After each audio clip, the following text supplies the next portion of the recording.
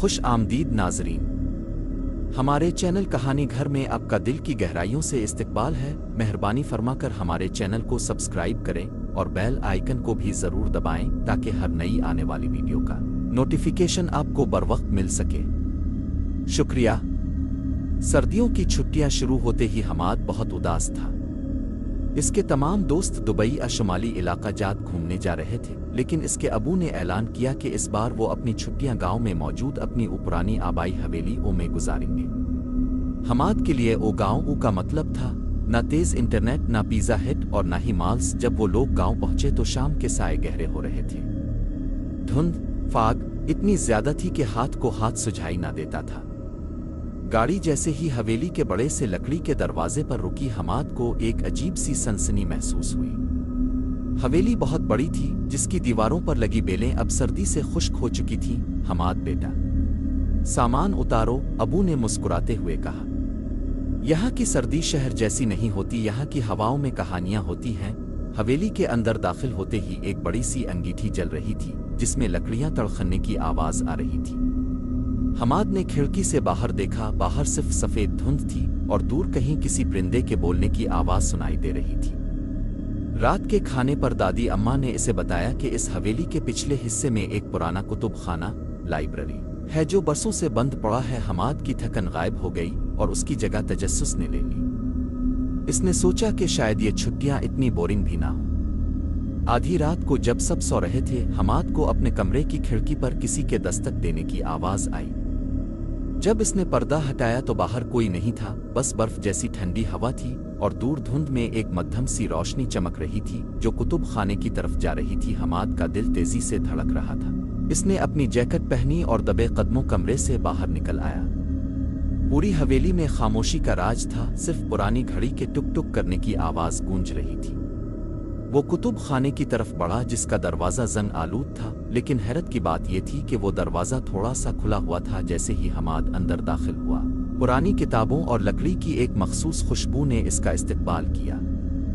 کمرے کے بیچوں بیچ وہی مدھم روشنی ایک میز پر رکھی ہوئی ایک پرانی لالٹین سے آ رہی تھی۔ وہاں ایک بوڑھا آدمی بیٹھا تھا جس کی داڑھی برف کی طرح سفید تھی اور وہ بہت غور سے ایک نقشہ دیکھ رہا تھا۔ آؤ حماد، میں تمہارا ہی انتظار کر رہا تھا، اس بوڑھے آدمی نے سر اٹھائے بغیر کہا۔ حماد سہم گیا۔ اب کون ہے اور میرا نام کیسے جانتے ہیں؟ بوڑھا آدمی مسکرایا۔ میں اس حویلی کا رکھوالا ہوں جسے لوگ اب بھول چکے ہیں۔ تمہارے دادا نے مجھ سے وعدہ کیا تھا کہ ایک دن ان کی نسل سے کوئی آئے گا جو اس گمشدہ چابی کو ڈھونڈے گا جو اس گاؤں کی قسمت بدل سکتی ہے۔ حماد نے دیکھا کہ میز پر ایک عجیب و غریب دھاتی نقشہ تھا جس پر گاؤں کے پہاڑوں اور ایک قدیم غار کا نشان بنا ہوا تھا۔ بوڑھے نے ایک پرانی ڈائری حماد کی طرف بڑھائی اور کہا، سردیوں کی ان راتوں میں جب دھند سب سے زیادہ گہری ہوتی ہے تبھی وہ راستہ کھلتا ہے، لیکن یاد رکھنا تمہارے پاس صرف 3 دن ہیں، اس کے بعد یہ راستہ اگلے 50 سال کے لیے بند ہو جائے گا۔ اچانک ایک زوردار ہوا کا جھونکا آیا، لالٹین گل ہو گئی اور حماد کو اندھیرے میں کسی کے بھاگنے کی چاپ سنائی دی۔ جب اس نے موبائل کی ٹارچ جلائی تو وہاں نہ وہ بوڑھا آدمی تھا اور نہ ہی وہ نقشہ، بس اس کے ہاتھ میں وہ پرانی ڈائری موجود تھی جس کے پہلے صفحے پر لکھا تھا، سچائی دھند کے پیچھے چھپی ہوتی ہے۔ حماد نے پوری رات وہ ڈائری پڑھتے ہوئے گزاری۔ ڈائری سے معلوم ہوا کہ وہ چابی دراصل سونے چاندی کی نہیں تھی، بلکہ وہ ایک قدیم آبی نقشہ تھا جو گاؤں کے خشک ہو چکے چشموں کو دوبارہ جاری کرنے کا راستہ بتاتا تھا۔ برسوں پہلے ایک زلزلے کی وجہ سے پانی کا راستہ بدل گیا تھا اور گاؤں کی خوشحالی ختم ہو گئی تھی۔ اگلی صبح شدید برف باری اور گہری دھند کے باوجود حماد ڈائری میں دیے گئے اشاروں کی مدد سے حویلی کے پیچھے موجود پہاڑی کی طرف چل پڑا۔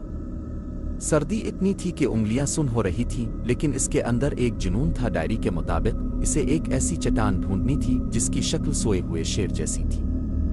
گھنٹوں کی تلاش کے بعد اسے وہ مقام مل گیا۔ وہاں ایک چھوٹا سا غار تھا جس کے دہانے پر وہی سفید داڑھی والا بوڑھا آدمی کھڑا مسکرا رہا تھا۔ تم نے کر دکھایا حماد، اس نے نرمی سے کہا۔ خوف اور سردی پر جیت پانا ہی پہلا قدم تھا۔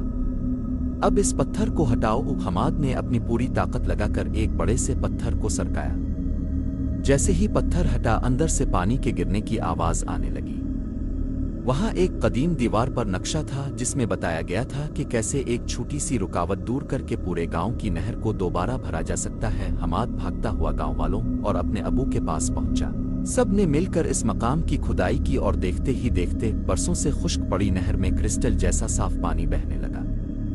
पूरे गांव में जश्न का समा था, ढोल बज रहे थे और लोग हमाद को दुआएं दे रहे थे। जब छुट्टियां खत्म हुईं और हमाद वापस शहर जाने के लिए गाड़ी में बैठा तो इसने कुतुब खाने की खिड़की की तरफ देखा।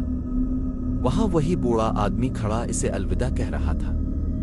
हमाद अब समझ गया था कि वो कोई आम इंसान नहीं बल्कि इस हवेली का मुहाफिज था। इस साल की सर्दियों की छुट्टियों ने हमाद को सिखा दिया था कि असल मुहिम जोई एडवेंचर शॉपिंग मॉल्स में नहीं बल्कि अपनी मिट्टी और उसकी जड़ों से जड़ने में है। इसकी जिंदगी की ये सबसे यादगार सर्दियां थीं। नाजरीन, अगर आपको ये कहानी पसंद आई तो बराहे करम इसे लाइक करें, हमारे चैनल को सब्सक्राइब करें और अपनी राय का इजहार कमेंट के जरिए जरूर करें। शुक्रिया।